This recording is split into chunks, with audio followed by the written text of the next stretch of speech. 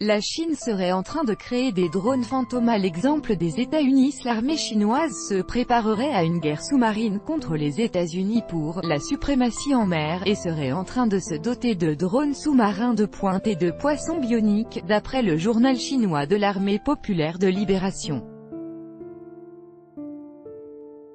Ces prochaines années, la Chine compte créer tout un arsenal d'armes sous-marines télécommandées et autonomes pour se préparer à une possible guerre contre les États-Unis, affirme le journal chinois de l'Armée populaire de libération.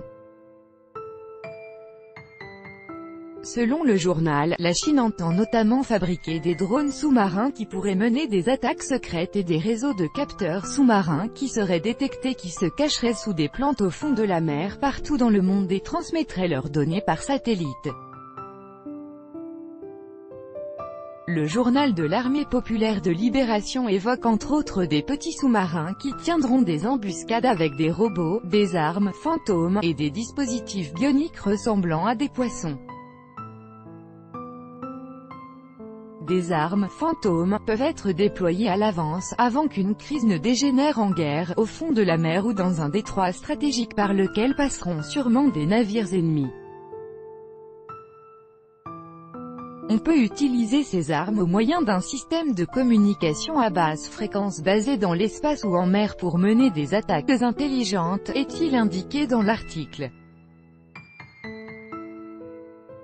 Ces armes équipées d'une intelligence artificielle, qui devraient être déployées au début des années 2020, pourraient analyser les signaux sous-marins et des images et déclencher des explosions préventives pour pousser l'ennemi à céder en raison de sa faiblesse psychologique.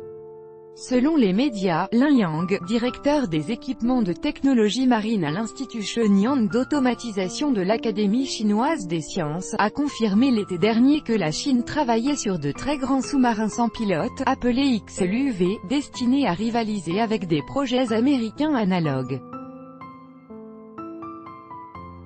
L'éventuel champ de bataille pourrait être la mer de Chine méridionale et l'ouest du Pacifique, note le journal de l'Armée populaire de libération. En avril dernier, un nouveau sous-marin non habité chinois a effectué sa première plongée en mer de Chine méridionale. Il a atteint une profondeur de 3955 mètres et a parcouru 24,8 km, d'après le site french.china.org. Construit par l'Institut Shenyang d'automatisation, le Qianlong 3 ressemble au célèbre poisson clown orange du dessin animé Le Monde de Nemo, mais cette apparence mignonne cache un grand potentiel technique. Selon le journal de l'Armée populaire de libération, les spécialistes pourraient lui apprendre à mener des missions de combat et même à poser des mines sous-marines.